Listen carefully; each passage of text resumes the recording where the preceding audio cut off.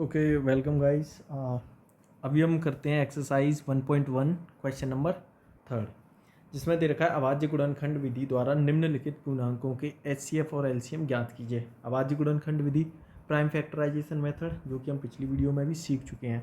ठीक है, तो उसी से हमें कुछ क्वेश्चन दिए हैं, इनके गुणनखंड करने हैं। तो अभी हम करते हैं इसका पहला पार्ट। क्या है? 12, 15, 21। इनके एचसीएफ और एलसीएम हमें फाइंड करने हैं प्राइम फैक्टराइजेशन मेथड से। लिख लेते हैं। 12 की गुणनखंड करते हैं। गुणनखंड करने की विधि वही थी अभाज्य गुणनखंड की, ऐसे करके निकालने वाला।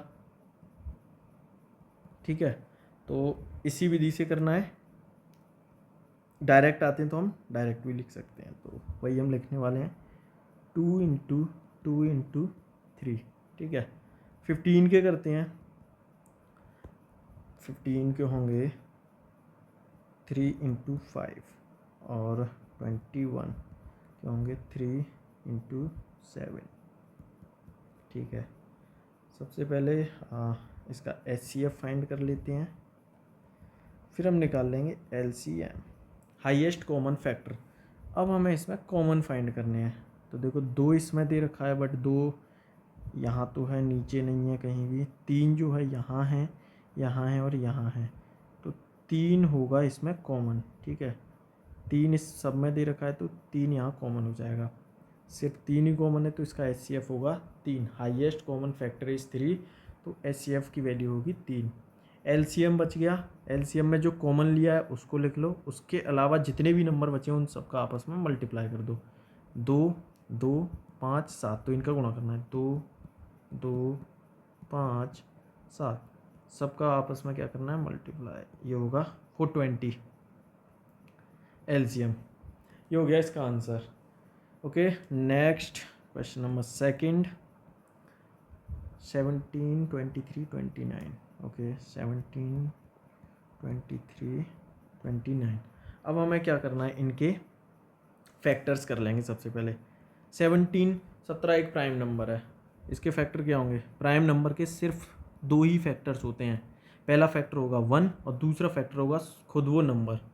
23 is also a prime number, तो इसके भी 1 और 23। 29 ऑल्सो अ प्राइम नंबर, तो प्राइम नंबर के फैक्टर्स होते हैं 1 और वो खुद नंबर। एचसीएफ फाइंड करने के लिए हमें क्या करना पड़ता है? कॉमन ढूंढना होता है। कॉमन क्या है इसमें? ओनली 1। HCF is 1। एलसीएम के लिए हमें क्या करना है? 17, 23, 29 इनका गुणा कर देंगे। क्यों कर रहे हैं? क्योंकि जो कॉमन है एक, इसका गुणा करना है, बाकी के जो बच गए हैं उन सब का आपस में गुणा करेंगे। तो इनका गुणा करने के बाद आएगा 11, ये। ठीक है, तो ये होगा अपना इसका आंसर।